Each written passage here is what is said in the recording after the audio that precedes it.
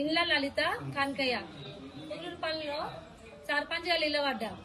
నాకు కత్తెర గుర్తు వచ్చింది. మేధాటిగా గెలిపేయాలని కోరుకుంటున్నాను. పుగ్నూరుపల్లిలో గ్రామ సర్పంచ్ గా ఇండ్ల లలిత కనకయ్య గారిని నిలబడడం జరిగింది.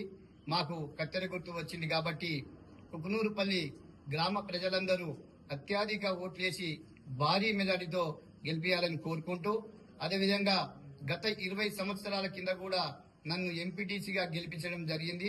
20 సంవత్సరాల నుంచి కూడా నేను మీకోసం ప్రజల కోసం పనిచేస్తూ ఉన్నా.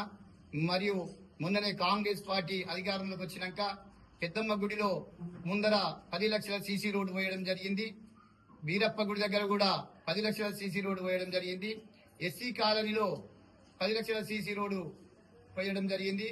మరియు మొన్ననే ఎస్సీ కాలనీ లంద దగ్గర కూడా 15 లక్షల రూపాయలు కూడా శాంక్షన్ చేయించిన అగ్రిమెంట్ కూడా అయిపోయింది. ఎలక్షన్లు చేయబట్టి కాబట్టి ఎలక్షన్ తెల్లారి లంద కాడికెళ్ళి ముక్కలి మల్లయ్య ఇంటి దగ్గర కూడా సీసీ రోడ్డు పోసేందుకు కూడా సిద్ధంగా ఉన్నాం. అదేవిధంగా మరి మనకు ప్రతి సంవత్సరం ఉత్సవాలు జరుగుతాయి. రాములవారి జాతర జరుగుతుంది. అక్కడ రథోత్సవం తీస్తా ఉంటే రోడ్లన్నీ గుంతలమయంగా ఉంటే ఆ యొక్క రథం యొక్క పయ్యలు టైర్లు ఇరిగిపోతుంటే గ్రామ పంచాయతీ నిధుల నుంచి 14 లక్షల రూపాయలు పెట్టి మోరీ మరియు సీసీ అందంగా అద్దం లెక్క తీర్చిదిద్దినాం. మరి మనకు అనుభవం ఉన్నది.